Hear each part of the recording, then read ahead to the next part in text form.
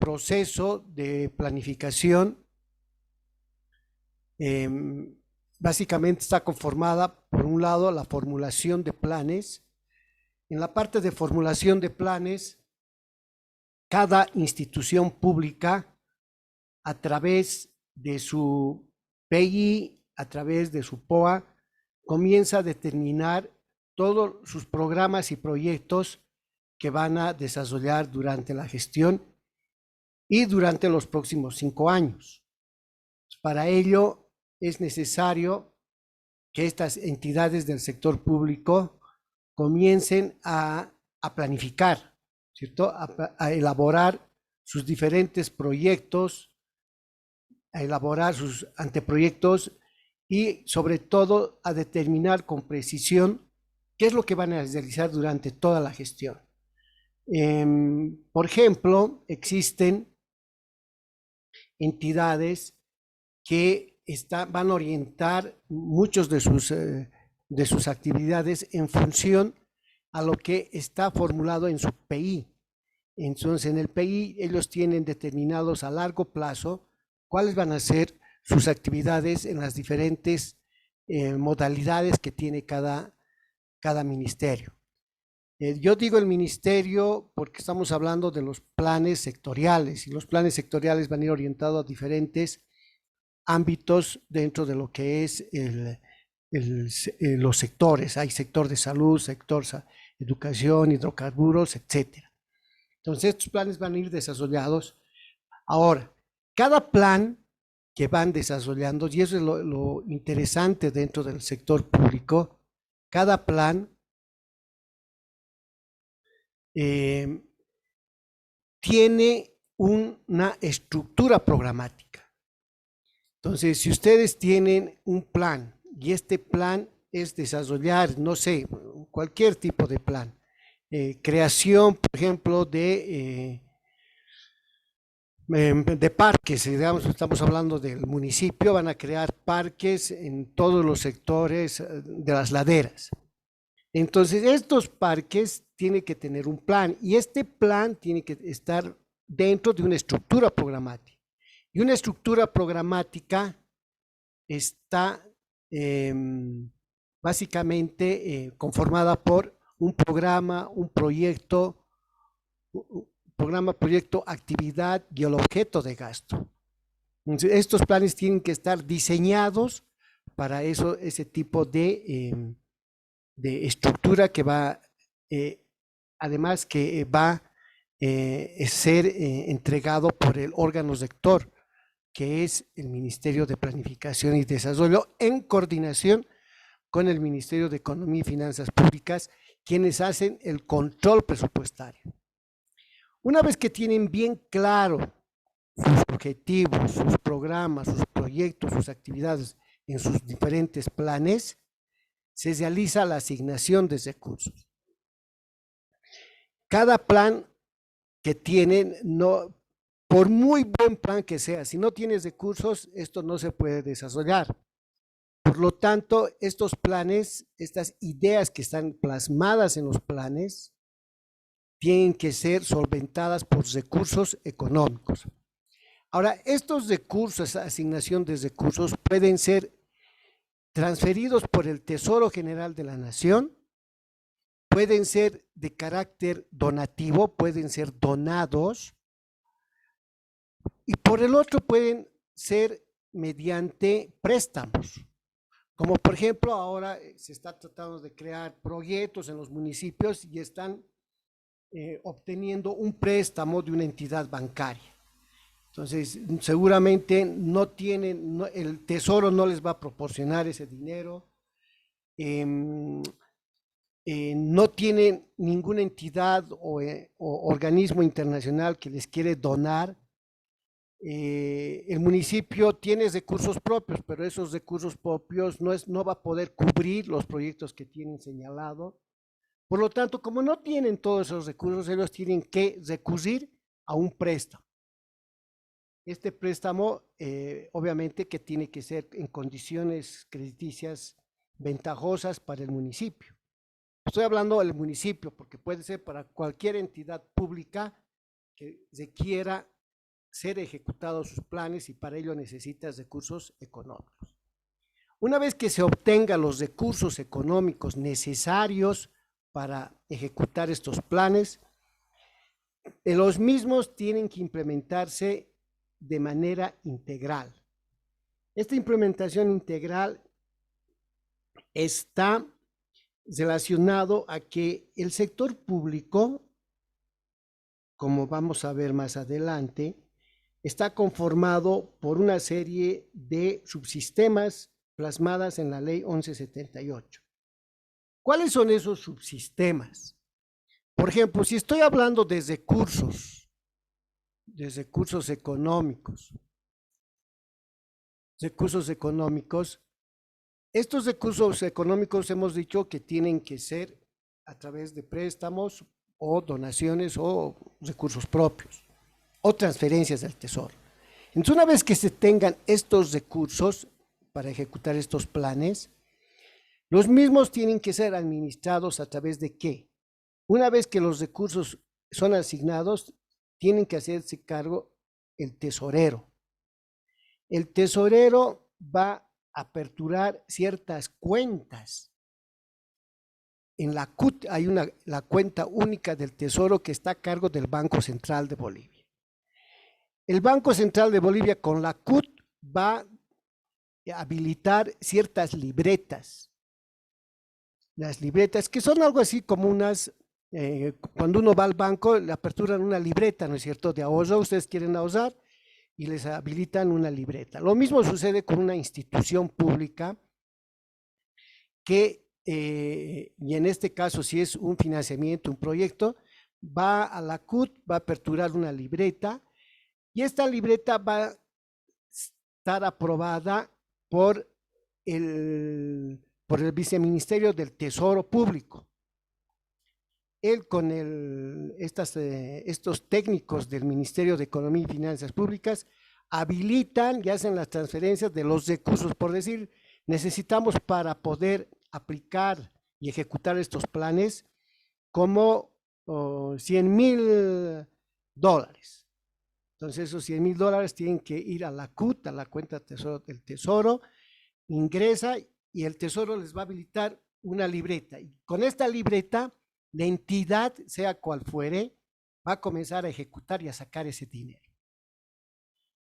Una vez que se tienen las libretas, se tiene registrado por tesorería y va a ser ejecutada por contabilidad, ¿no es cierto? Contabilidad es la que va a ejecutar. Va a ejecutar lo que tiene que hacer el planificación es hacer un seguimiento. El departamento de planificación, la unidad, la dirección de planificación, tiene que hacer un seguimiento de todos los recursos que han sido desembolsados y están siendo ejecutados por alguna unidad organizacional que está a cargo de un determinado proyecto. Una vez que se haga un seguimiento, si es que la misma precisa un ajuste, se va a hacer una evaluación y el ajuste para que el plan sea desarrollado y sea ajustado de acuerdo a los objetivos. Ya les decía que los recursos y los planes que se están desarrollando están dentro de un programa y cada programa tiene proyectos y cada proyecto tiene un objetivo dentro de su ejecución. Entonces, ese es el ciclo que se va desarrollando dentro de un sector público cuando realiza un determinado proyecto.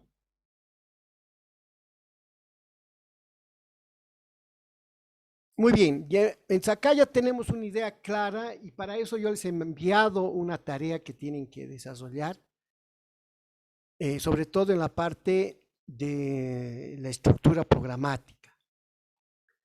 Luego tenemos dentro del propio SPIE los subsistemas. ¿Cuáles son los subsistemas? ¿Cuáles son esos elementos que van a formar el todo? ¿Cuáles son esos instrumentos operativos que van a permitir desarrollar la planificación en el sector público? Tenemos el primero, que es el subsistema de planificación. Luego tenemos el subsistema de inversión pública y financiamiento. En el subsistema de planificación está básicamente constituido por el conjunto de planes de largo, mediano y corto plazo de todos los niveles del Estado boliviano, del Estado plurinacional, y los cuales se van a implementar mediante ciertos lineamientos, procedimientos y metodologías que la propia ley nos permite, nos dan para poder desarrollar. ¿Cierto? Entonces, esto es un primer subsistema que uno tiene que ver dentro de los planes. Ahora, estos planes que les voy, como todo plan, tiene su temporalidad, ¿cierto? Todos tienen su temporalidad. Hay planes de largo, mediano y corto plazo. Y el sector público, de la misma manera, tiene esa temporalidad. Y la temporalidad se mide a través, primero, ¿cuál será el de largo plazo? El de largo plazo es el Plan General de Desarrollo Económico y Social. Este plan general está conformado básicamente por 13 pilares, que los vamos a ir desmenuzando más adelante. 13 pilares que a través de los cuales, como son pilares, es decir, piensen ustedes en algo así como como un cimiento, estos son cimientos en realidad del plan general, que a partir de ese cimiento se van a desarrollar el plan de desarrollo económico social. Y a partir de este plan de desarrollo económico social se van a desarrollar los otros planes. Pero primero indicaremos que este plan general de desarrollo económico social tiene duración de 25 años. Por eso es de largo plazo. Y de mediano plazo se plasma a través del plan de desarrollo económico social. Y se van a plasmar los planes sectoriales, los planes territoriales y los planes de gestión. Ese es el mediano plazo. Y dentro de este mediano plazo está el plan estratégico, el PI, los planes estratégicos institucionales, que tienen un plazo de 5 años.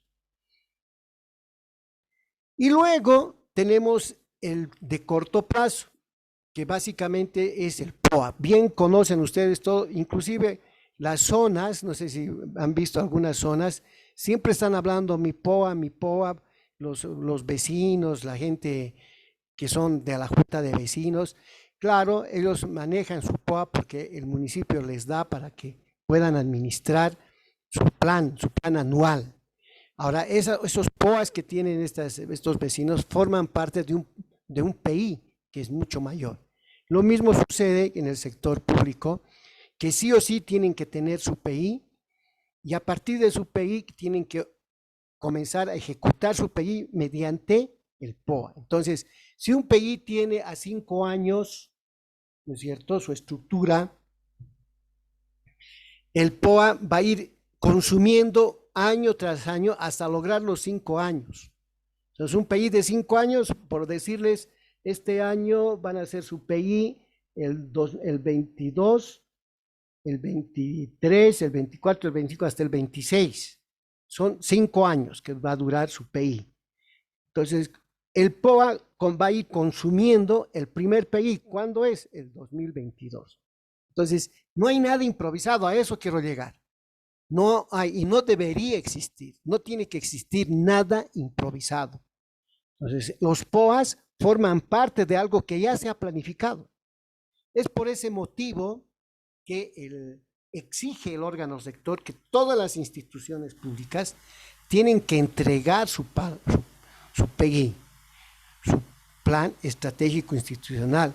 Mientras no entreguen, no pueden ejecutar, porque ¿qué van a ejecutar? No pueden ellos empezar con el POA, porque el POA forma parte del PI.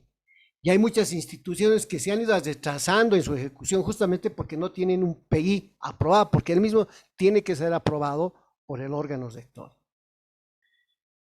Entonces, bajo esas circunstancias, esos elementos, esas exigencias, uno va desarrollando y ejecutando todos sus planes.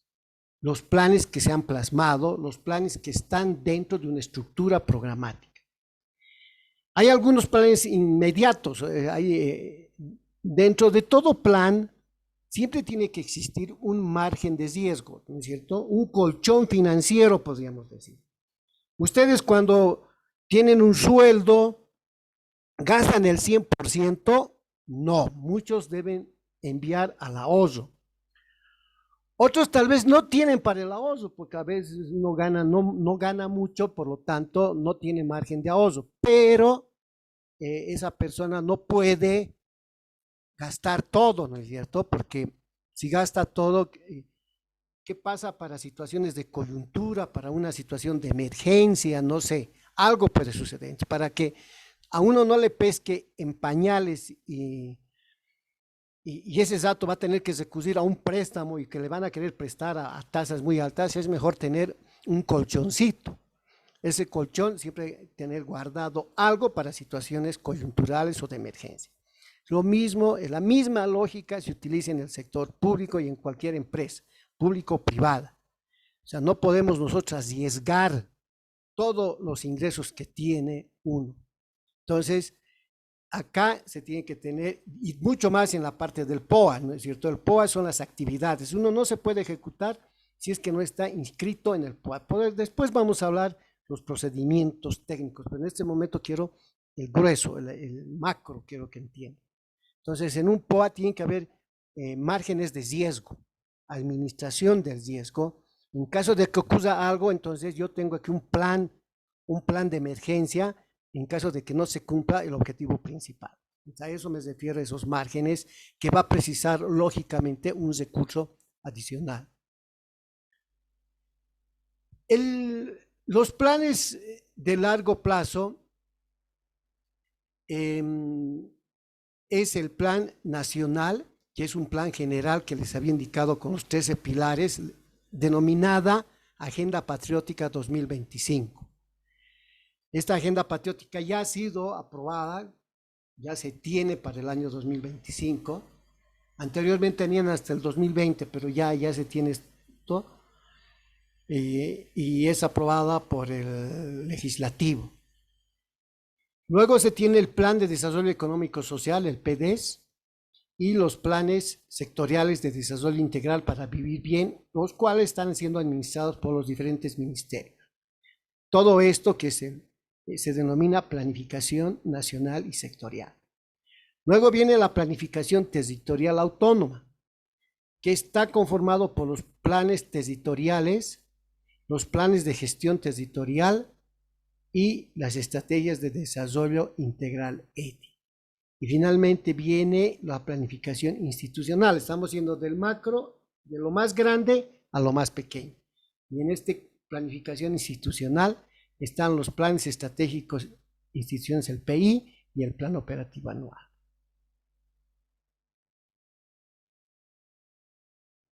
Entonces, dentro del sistema de planificación, habíamos indicado que tiene que existir ciertos planes sectoriales.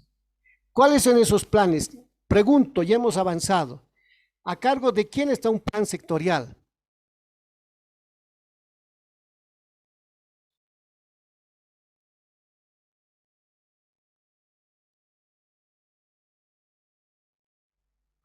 Alessandra, ¿me podrías contestar? ¿Los planes sectoriales a cargo de quién está su ejecución?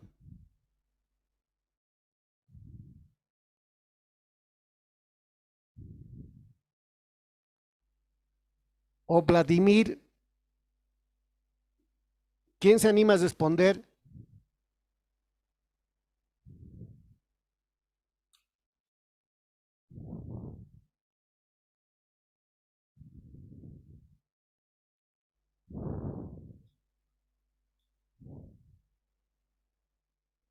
¿Nadie? Hemos hablado sobre los planes sectoriales.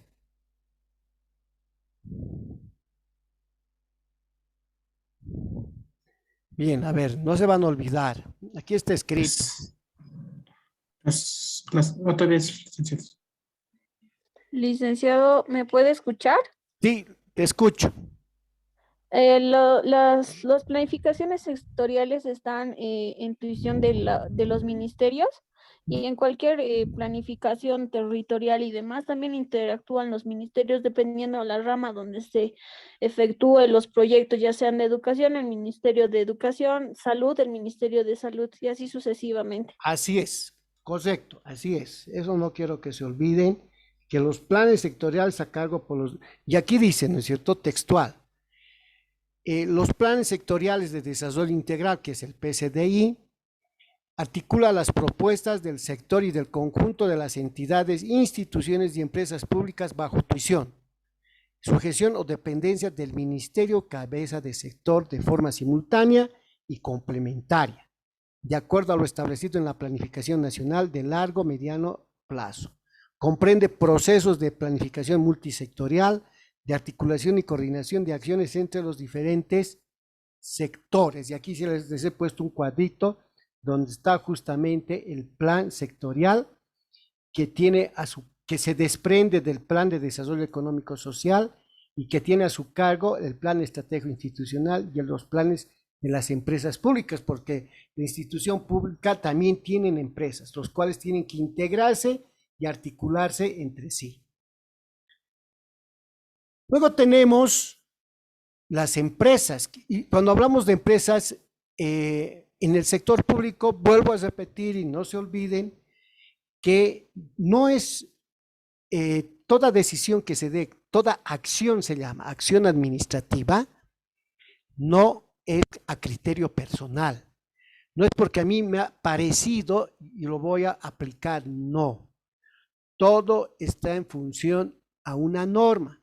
Y cuando hablamos de empresas públicas, aquí eso tienen que conocer, hay una norma que respalda la creación de la empresa y es la ley 466, ley de la empresa pública. Entonces aquí, dentro del Estado, forma también, puede asociarse con otras empresas privadas y lograr formar un solo capital, pero con ciertas características que nos remite y nos envía la ley 466. ¿Cuáles son ellas? Por un lado tenemos la empresa estatal, ¿no es cierto?, cuyo patrimonio pertenece un 100%. Entonces, cuando la empresa del Estado es 100% con capital del Estado. Hay la empresa estatal mixta, cuyo patrimonio está constituido por aportes del nivel central mayores al 70% y menores al 100% y aportes privados de sí. Entonces acá, por ejemplo, está indicando, va a haber empresa mixta siempre y cuando el Estado tenga el 70% de sus acciones. Hay la empresa mixta cuyo patrimonio está constituido por aportes del nivel central estatal desde el 51%, indica, hasta el 70%. Hay un remanente de 30% que puede ser de la empresa privada. ¿Cuál es el propósito de tener una mayor acción, un mayor capital accionario? En toda empresa, indica las sociedades anónimas, aquella empresa que tenga mayoría de capital accionario es el encargado de colocar al gerente, de administrar a la empresa, de colocar a la gente y todo. Entonces, él es el dueño y señor de la empresa, ¿cierto? Porque tiene la mayoría. Pero, ojo, es entre el 50 y 70%, más no. Es lo que te dice la ley de empresas. Las empresas estatales intergubernamental, cuyo patrimonio está constituido por aportes del nivel central del Estado, desde el 50% y menores al 100%, y aportes de las ETAs. Muy bien, es que esto he querido mencionarles para que vean que el Estado también puede crear empresa, pero con estas características. Luego tenemos los planes territoriales de desarrollo, los PTDI, ya no los planes sectoriales, sino los planes territoriales. Y los planes territoriales, adelante, Janine. Licenciado, una consulta. ¿Está compartiendo por si acaso pantalla? Un ratito se ha movido mi Zoom y en ahí no sé si ha dejado de compartir porque yo veo pantalla negra solamente. Estoy compartiendo. ¿Qué dice el sexto? ¿Están viendo? Sí, Lisa. Sí, sí, se ve normal. Lisa, normal.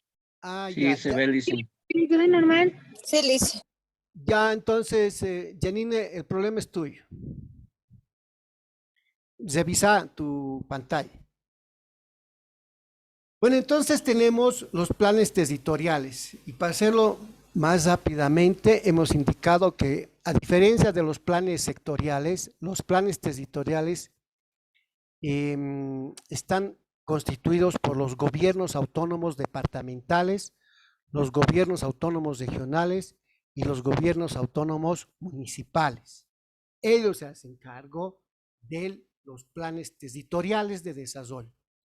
Los planes territoriales comprenden, ¿qué van a comprender? A ver, el plan de gobierno autónomo, los planes de gobiernos de los municipios, los cuales se van a desarrollar en concordancia con el plan de desarrollo económico y social. Nuevamente, este plan territorial va a desprenderse del plan de desarrollo económico y social. Este plan territorial va a estar constituido por los gobiernos municipales, los gobiernos departamentales y los gobiernos regionales. Va a tener concordancia con el plan sectorial, puede darse, y con el plan de gestión territorial, con estos dos elementos. Y uno se pregunta, ¿cómo se podrá relacionar con estos dos? Sobre todo con el plan sectorial, que está a cargo de los municipios, de los ministerios. Se da, ya habíamos hablado en la anterior clase, que por ejemplo los gobiernos autónomos, los gobiernos municipales, gobiernos departamentales y municipales, en el primer caso, en el gobierno municipal, el plan sectorial sería el Ministerio de Educación que maneja el sector educación. Ellos van a encargarse, de acuerdo a una norma, sobre el pago a los maestros de sus sueldos en la educación. ¿Quién se va a encargar de la infraestructura? Se encarga a los gobiernos autónomos, ¿cierto? Entonces, los gobiernos autónomos son los que se van a encargar a que los estudiantes vayan a un aula en buenas condiciones. Nada más eso se le está pidiendo a los gobiernos autónomos. Los ministerios que forman parte de su plan sectorial van a presupuestar para el pago de salarios de los maestros. Entonces ahí ya existe una relación, ¿se dan cuenta? Estoy hablando del Ministerio de Educación, puede darse con otros ministerios cabezas de sector. Joan Cruz, adelante. Buenas noches, licenciado. Una consulta con respecto, bueno, un ejemplo, con respecto a los colegios de convenio, Sí. ¿quiénes formarían parte de ese sistema? ¿Quiénes de su administración? Exacto. ¿Quién se encarga del área de estructuras, del pago de los profesores?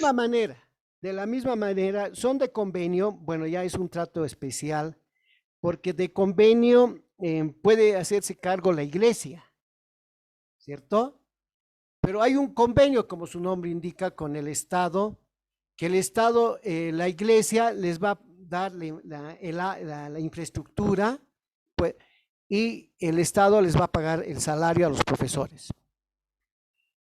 Y además, tal vez dentro de ese convenio exista que los padres paguen un monto que sea mínimo, no mucho, para ciertas actividades dentro del convenio. Pero en estos casos son más, podríamos decir, actividades muy administrativas que forman parte de los ministerios.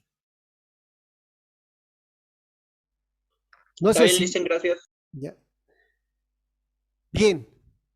Vamos a quedar, faltan 2 minutos. No sé si tienen otras preguntas. Bueno, en estos 2 minutos trataremos de acabar esto más. Ya viene el plan de desarrollo integral. Y dentro de esta planificación territorial de desarrollo integral, ya hemos hablado, que es el PTDI, espérate un ratito, continuamos con el plan de tratado, ahora viene el plan de gestión territorial comunitaria. Acá estamos viendo que este plan de gestión territorial comunitaria está orientado a fortalecer la planificación de los territorios, de las naciones y pueblos que la componen, tomando en cuenta sus propias visiones sociales, culturales, políticas y económicas. Esto es un avance dentro de lo que es el SPIE. Antes en el CISPLAN esto no existía, en cambio ahora sí se está incorporando, y de manera genérica podríamos decir que este plan de gestión territorial está rescatando los valores ancestrales del lugar donde se vive. Entonces uno va a fomentar lo que uno produce en el lugar, uno va a educar en función al lugar donde viven y va a respetarse sus costumbres, tanto en la parte jurídica, tanto en la parte económica, como en la parte cultural.